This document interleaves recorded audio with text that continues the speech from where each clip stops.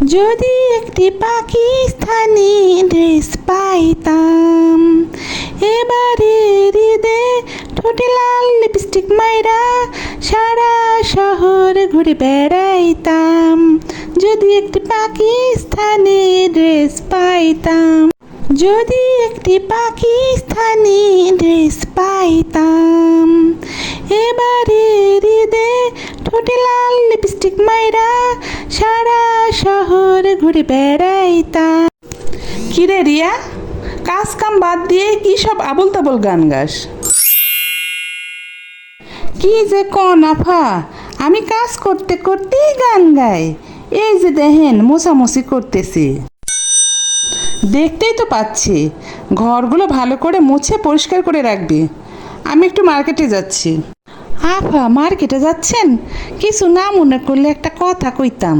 কি কথা? তাড়াতাড়ি সেরে ফেল। একটা জিনিস চামো, কন কিছু কইবেন না? ঝামেলা করবি না, কি বলবি একটু তাড়াতাড়ি বল। আমারে একটা পাকিস্তানি ড্রেস দিবেন? আমি ইদানিং স্বপ্নের ভিতরে শুধু পাকিস্তানি ড্রেস দেখতাছি।